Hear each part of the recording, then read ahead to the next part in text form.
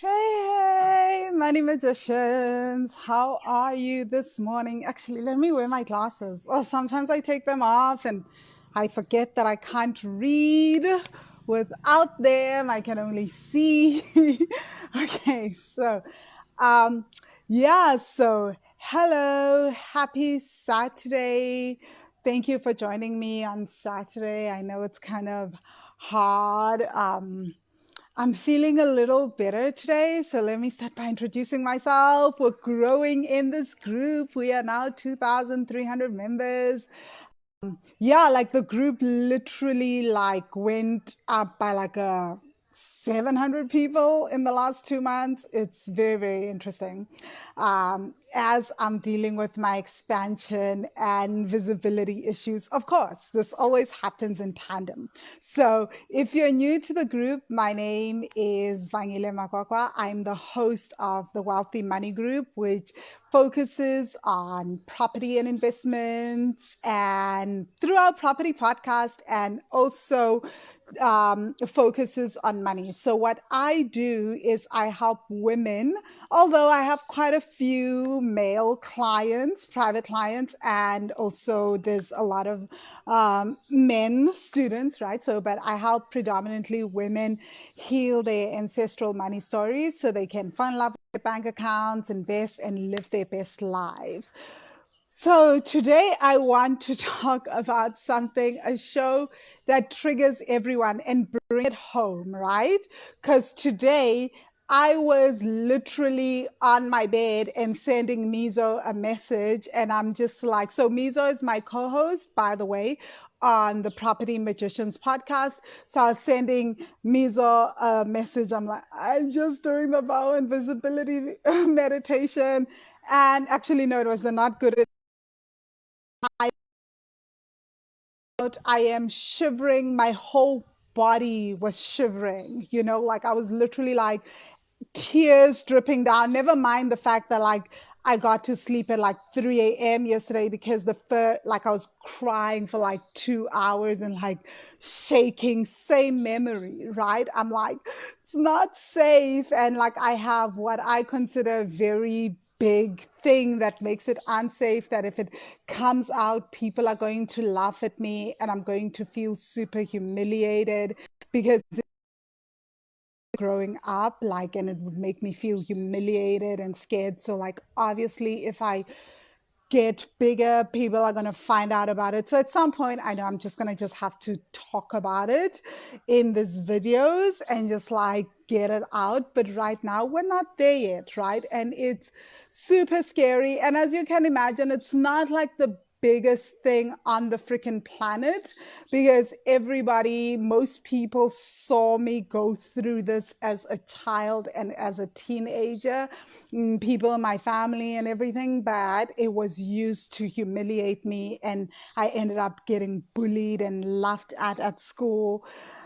Oh, yeah, so it's really, really scary. The 14-year-old me is freaking out, the 15-year-old me. And I'm just like, I just don't want to be laughed at and humiliated. So it doesn't feel safe. It still doesn't feel safe. That's why I'm not here talking about it, right? I'm still shivering and crying. And I'm like, oh my God, if I expand beyond this and then people see more of my work, all my childhood people are going to talk about this. And even though it's not an issue now as an adult, but still I'm going to be like, oh yeah. As you can tell, I wasn't like a popular kid. I was actually very much that kid that nobody understood. I was weird. I spoke a lot to invisible beings. It was really, really wild. Sorry, I'm just gonna switch. So yeah, I just connected to stronger internet because I was worried that maybe my connection isn't so good. But yeah, so I am living proof that you can want something, you can want growth, you can want visibility, you can want the goals, the income goal, but at the same time, you can not want it and energetically stop it and energetically keep yourself from growing, right? And a lot of this is childhood trauma. Like, I'm working a lot with my 14-year-old. I'm like, it's okay. Like, this is not the same thing. This is, you've grown up. These are not the kids on the playground, right? These are not the teenagers. And this is definitely, and the crazy thing is, the person that used to get me the most humiliated was my mother, right? She would just blurt it out in order to control me. If I thought like if I was being unruly or being rude, then it would be like this thing that she tells my friends, and everybody could turn around, laugh at me, and then I would like instantly behave.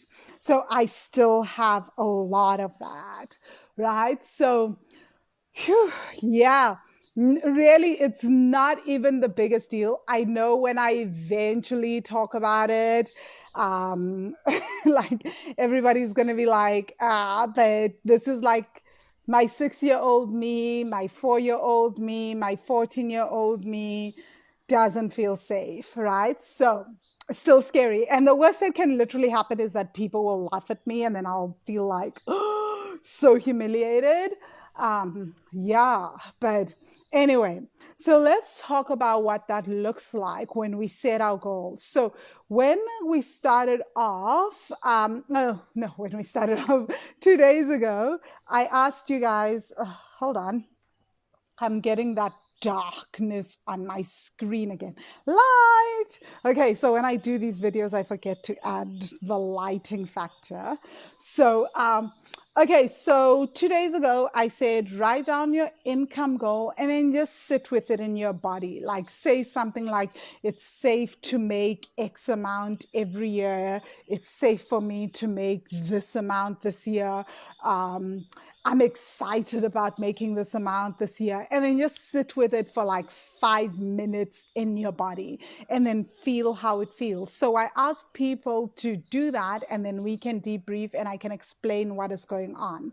Guys, when I give these exercises, I promise you a lot, like anyone that has done the 5-day bank account challenge has seen, just like they seem simple, they seem like, oh, whatever, you don't have to do this. It's such a simple exercise.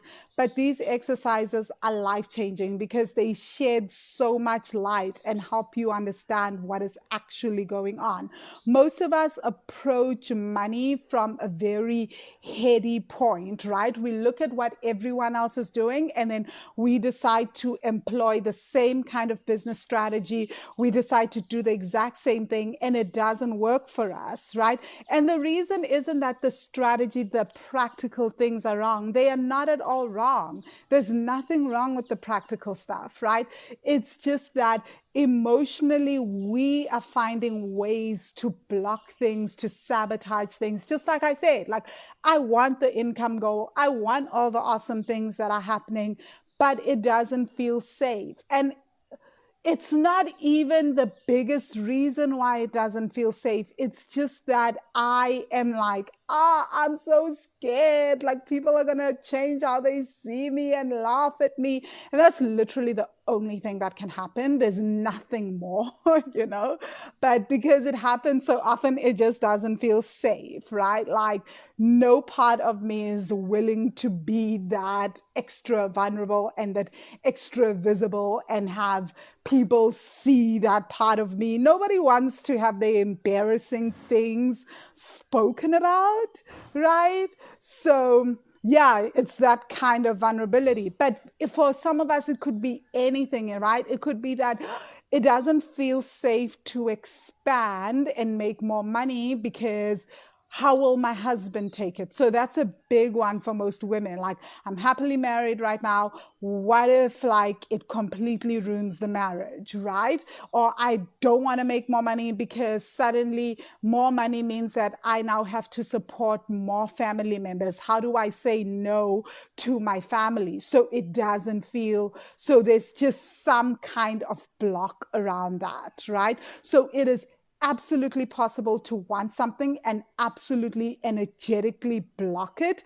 Or here's another thing, it's absolutely possible, which is where I'm going with the I Blew It show that most of us go crazy about. I haven't actually watched the show, I've just watched snippets that come on YouTube or social media, and it is enough for me to just like freak out and be like, oh my God, we need to have a conversation about trauma and emotions because there is so much going on around money trauma. But the main belief tends to be that as long as as I have tons of money and I attract tons of money, my life problems will be sorted. And I think lots of us are seeing that in I Blew It, that actually you may lose your mind a little bit, right? You may like actually more attracting lots of money without having healed the trauma may actually lead to its own new levels of issues, right? So why is that happening?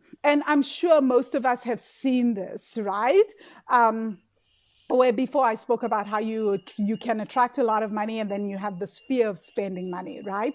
So what happens when you actually do attract the very things that you want, and then suddenly you start sabotaging, like you literally get a personality change, you basically erase the very thing that you've been trying to manifest, right? Most of us have probably seen this in the most common is romantic relationships, right? And there's similarities, although relationships are not my sphere, right? Like talk to Joe, talk to Mary Lou, those are the people for relationships. Those like that is definitely not my sphere.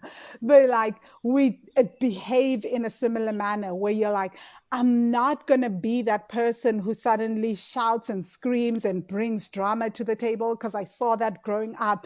And then you become that very person. You manifest the person that you want, you manifest the relationship, then you become that very person. So, what is going on with money? When we attract it and we attract the very financial situation that we've been dreaming of and that we want, and we do make all that income and we have the best of intentions. Like we've even written down the income goals. Like we've been taught that when the money comes, I will renovate the house, I will pay off the car, I will buy this new thing, I will do this. But then the money comes and we literally wake up almost from a dream 6 months later and the money is gone. Right? Well, like I don't even know what happened with the money. What did I do with this money? Right? What's going on there? Oh, you manifest the incredible job, the incredible clients, and then suddenly you can't show up for this job. Like everything about it makes you scared, tense. You can't perform the way that you always performed at other jobs or with other clients. What the heck is going on? Okay, so let's talk a little about this. And for most of us, we get really upset at ourselves and we're like, oh, I lack discipline. I need to be more disciplined. And we try to be more disciplined. And anyone that has really gone down this path, because I've gone down this path many times, where you're like, I am going to be super disciplined. I'm going to use willpower, and you do the timetables, you do the budgets, you post everything all over the walls. And yet, still, after all that, it's almost like something is getting worse. So I want us to just talk about that. And I'm going to start from the I Blew It show, right? So because I think a lot of us that are watching that show are going like, oh my God, I'm so freaking traumatized. And what is going on, right? So it is absolutely possible to get the things that we want, but getting the money that we want and managing money and making wise decisions with money, totally different things, right? Most law of attraction teachers will tell you that you're a great manifester, but there is an element of practicality. Like manifesting can sometimes be magic. It's a combination of magic, hard work, karma, all those beautiful things, right? Love it. But but when it comes to investing, being practical, paying off debts, all those things, it requires a certain kind of calm from us, right? That we need to be able to work with this money, to be able to draw up the budgets, to be able to see the spreadsheets, to be able to talk to the financial advisors, to be able to look at the returns on investments on the shares. And most of us, we're just so in our emotions where when we look at the money, all sense, we lose all sense, basically, right? So, and losing all sense, which we see in I Blew It, right? When you see the show, someone will go and they'll buy like 10 cars, they'll buy a car for the neighbor, they'll give this money here. And it's almost like they are not in control. It's what my coach, my business coach, calls hijacking, right? Is that in those moments when you have suddenly, now the reality has hit, but you haven't dealt with the underlying issues around money and your relationship with money.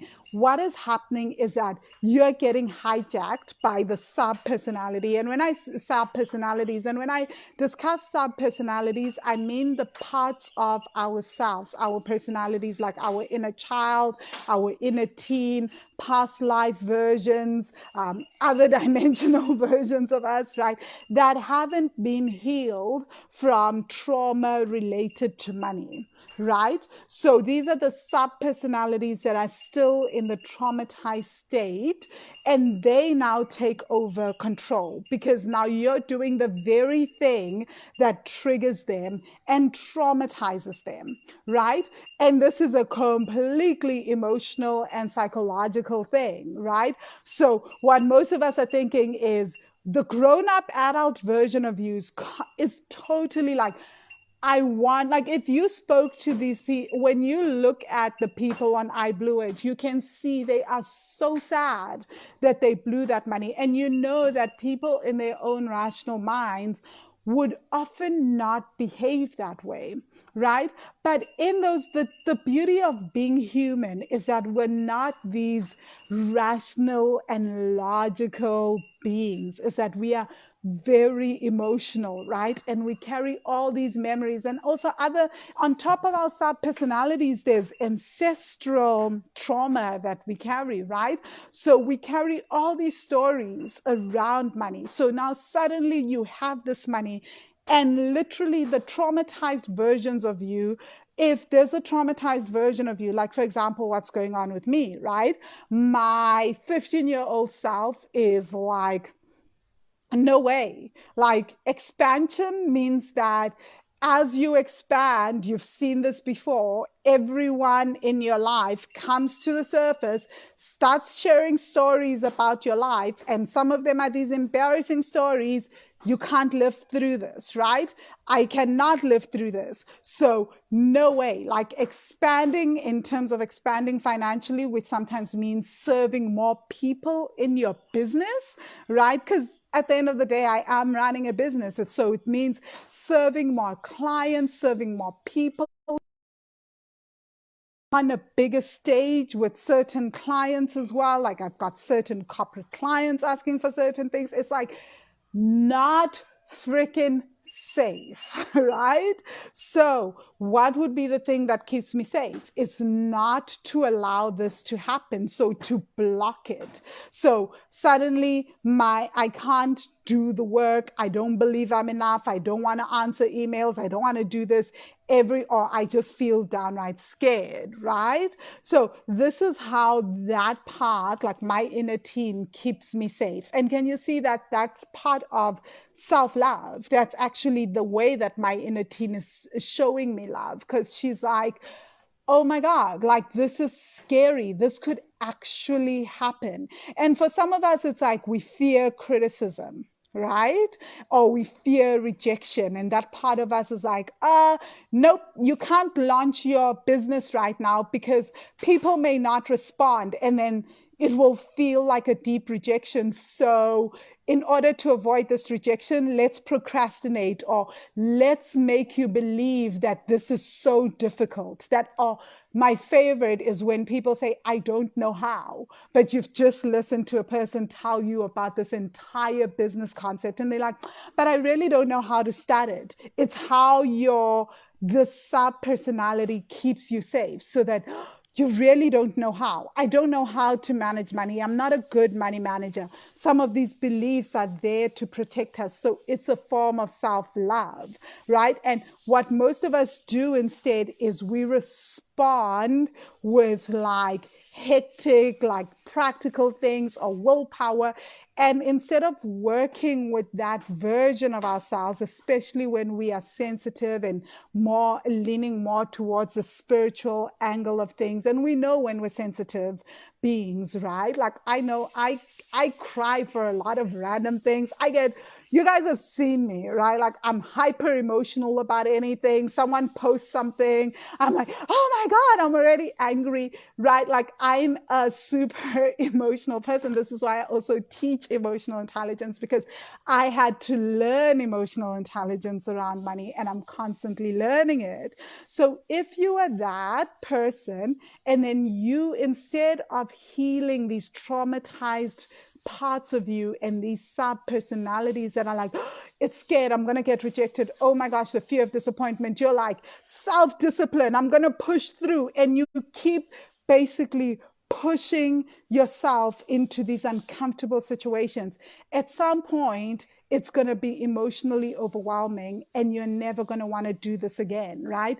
It's going to be scary, panic attacks, anxiety attacks, all sorts of things. So what started off as a small thing, and the procrastination, all these other behaviors are just signs to say, hey, listen, there's a problem here, and maybe there should be some kind of healing that happens. What most of us do is we react in what I call a very hyper masculine way, because this is the way that we've been taught to do business for years and years, right? This way of, I need to respond with compassion and love and go into that dark space and heal those parts of me. That's not the way that's promoted. Then we're told that we're lazy. Oh my God, you're so irresponsible, which is how most people then respond to the people on I Blew It, right? It's like, we're like, oh my God, how could they do that? That was so foolish. I would have done better, etc. Instead of really seeing that actually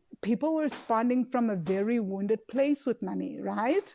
It's like, they weren't actually responding from this place of, this is the best that, this is me, calm, etc. Because if you think about it, do calm people just look at their finances and then spend like millions of rands or hundred thousands of dollars in like a space of like 7 months or a year? No, that's like, there's a lot going on emotionally there, right? And a lot of it is the drive to get rid of money. And we try to get rid of something when we don't feel safe with it, when we're trying to protect ourselves from this thing, when we don't like it, when we hate it, when it doesn't excite us, when it brings us problems. We want to get rid of that thing, right? So there needs to be a healing. And most times, to change that behavior, it's not from the outside in, as we've been taught that somehow my behavior will change, and then internally I'll somehow like feel calm with money. We change it from the inside out. Everything is always from an inside out perspective, right? So let me talk about this, because people will then say, oh, but why is it that some people can win that money and do incredible things, and other people do all this crazy things? And why is it that this often seems to happen to people in a particular group of society? Great questions, right? Because we all have different traumas. And this is so important to really, really understand, right? We all have very different traumas, right? So some people's traumas around money are greater than other people's, right? So I can tell you guys for free that, like, even in the Money Magic group, student group yesterday, I was crying. I was typing out this cheery message, and I was like, I can see how a lot of the things that I was taught, like growing up, I was often taught, I am not lovable, I am not wanted. I was always told these things, believed, and I believed them within the deepest depths of my psyche, right? Because if you tell a child this often enough, and you tell them this for their entire lifetime, up until from the time they're born till they're 17, and you play it out and you show it out, and you tell them that they are impossible to love, no one will love them, which I heard those words, right?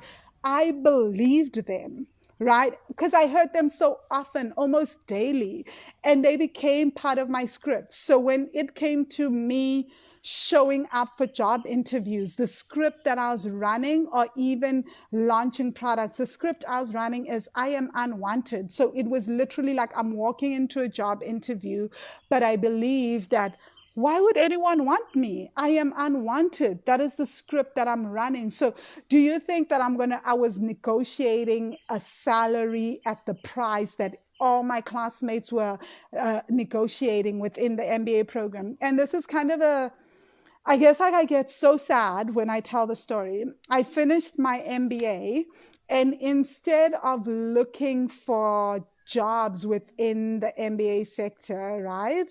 Um, I literally, I started, and then I got a little bit of rejection. I was like, oh, instead of looking for jobs in the investment banking sector, I started looking for jobs as a waitress. Nothing wrong as a waitress, right? But I was like, that is the best I could do. That's what I truly believed. And then when I would look and apply for jobs anywhere else, I would never apply for jobs at, say, the investment banker, or like at a level that required an MBA or even work experience, even though I'd already had work experience as a mining and energy analyst.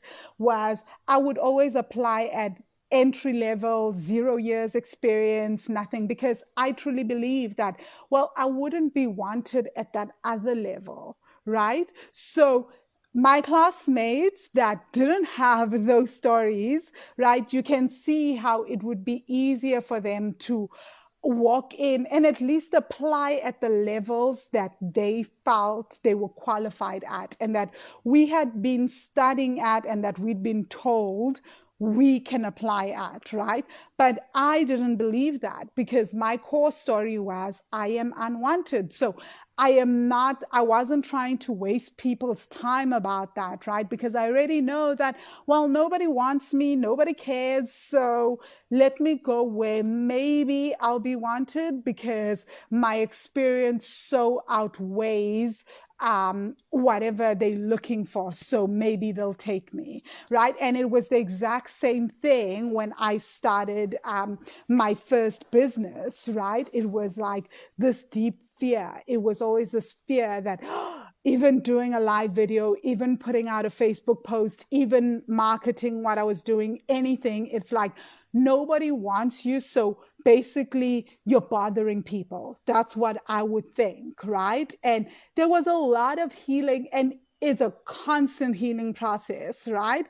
There's a constant healing process of going in, and that's why I am doing the 30 days in the Money Magic course around the not good enough meditations, around the vows of invisibility, because I know those stories and I can see how they trip me up. Because if you're coming into, say, a business discussion and you have these deep beliefs, how you present yourself is completely different from someone who is not just even reciting an affirmation, but has never had those beliefs and has never taken them on as part of their identity, right? So it's super important to understand that we all have different backgrounds. We all have different ancestral stories. We've all been brought up differently. So we can't compare ourselves to the next person, because my story and how it shapes who I am today and the trauma that I travel with on a day-to-day basis is shaping me differently to say the next person. So when they do the practical stuff and they do all the business plans and all that, and they go and they do the MBA program, which I did, and then they go out and everything, when their progress is completely also dependent on their thinking process, their traumas, their ancestral stuff, all that. So they will behave differently to how I behaved. But the beautiful thing is, it's not the end of the world. We do the healing work, right? And we start to change the things. So it is quite possible that you and your best friend set the same income goals, and your best friend achieves those income goals, no problems. They do the practical stuff. They do all that. And you are like, why is it not working for me? I am doing the same things as her.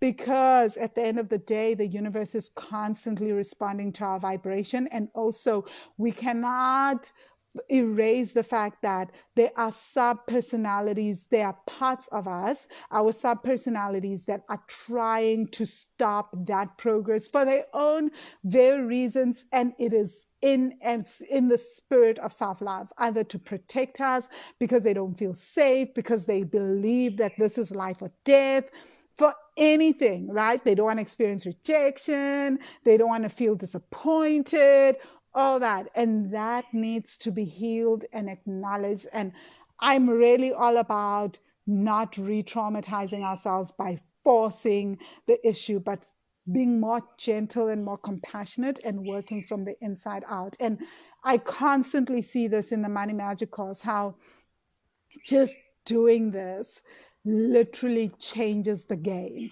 Like, absolutely gets people to up level in incredible ways, right? Because it's really the things that we don't know that really hold us up, right? And honestly, if you had asked me what was going on with my right leg or my right foot or my issues around my new income goal, I would not have known. It's only through doing the deeper work and going deeper into my psyche that I'm like, oh, of course, like, makes all the sense in the world. I genuinely am okay with this. Like, I'm not feeling safe. Cool. Let's work with the inner teen. So let me know your thoughts on this video. Let me know if it makes sense. This is probably the first live video that I do. People are watching and I'm not getting any feedback. So I'm hoping this is because it's making sense and it's resonating with you guys, or you need time to think. And I see people are still watching. So I am assuming that something is making sense. And yeah, don't forget to join me for the for the masterclass, which is live tomorrow, Sunday, January 26th. It's the 7 emotions that hold us back from saving, investing, and increasing income. So you can join the masterclass at wealthy-money.com/masterclass. Again, you can join the masterclass at wealthy-money.com/masterclass. I am going to call it a day. I promised to do a live video on how to budget, basically run your life if you make inconsistent income in the Money Magic student group. So let me head over there and do another live video. Ooh, Noglunga, you say it makes sense. Thank you. I'm glad. And this is so, so important to understand, because I feel like we are so busy hyping up self-discipline and so busy looking at other people's successes and thinking, all I have to do is copy that business model, right? And do exactly as they say. And then the minute it doesn't work out, we think that there's something wrong with us. And then we like, oh, witchcraft, or oh my God, something's wrong with me and all that. And it's not that, right? So Noglunga, you say universe responds to our vibration. Yeah, and our vibration can't really be switched. I know there's this whole like, oh my God, just feel grateful and feel happy, and the universe responds to that. That's like such a conscious conscious vibration, right? We are talking here about the universe is responding to the vibration also, not just of you as the adult you, but your inner child, your inner teen. So if your inner child and your inner teen are screaming, stop, it's not safe, and screaming it louder than you going like, oh my God, it's so excited, it's so exciting. And the crazy thing about the brain is that it is hardwired to notice fear, because fear is that feeling of fear is what kept our ancestors alive, right? Because when we were scared, we knew it was danger. So we would run from danger, and that's what kept us alive.